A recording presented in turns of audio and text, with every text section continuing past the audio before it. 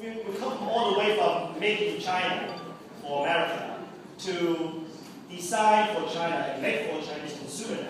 So I think if you pay attention to all this plan, I think we can all benefit.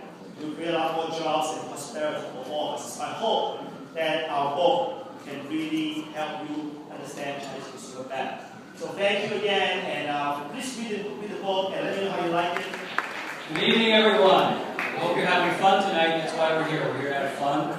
I want to make some thank yous first.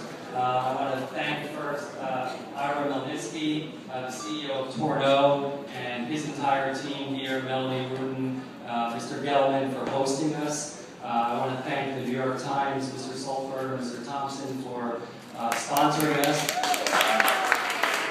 Everybody who's going to walk home with a free book tonight, thanks to them. Thank you, Meredith.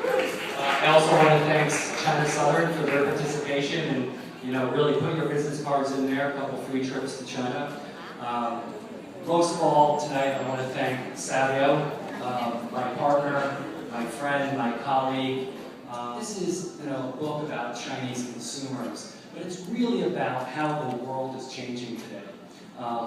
It wasn't, we have to go back to the post-war baby boomer era in America to find a contingent of consumers who are changing the world. The way the world buys, the way the world does business, the way the world is branding.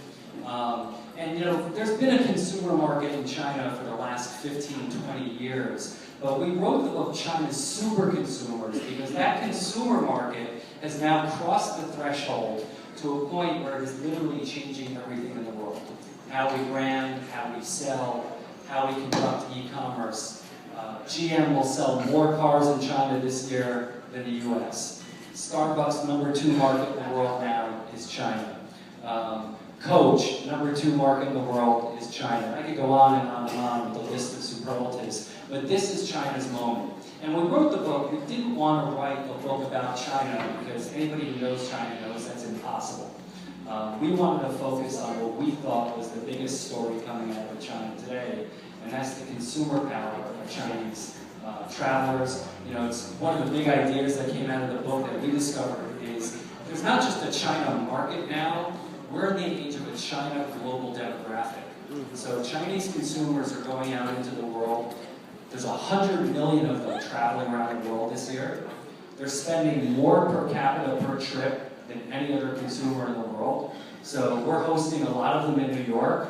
They're educating their kids here. They're buying real estate here. They're absorbing media here. They're becoming more sophisticated here. And so it's really important for brands. And I got to say, Tourneau is one of the companies that I've seen who really gets what it takes to attract, identify, serve, and retain wealthy Chinese consumers around the world. So they're a great model for how to do it.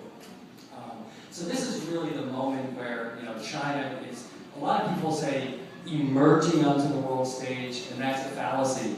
China is re-emerging on the world stage. China, for the better part of 4,000 years, has been the dominant culture, the dominant technological power.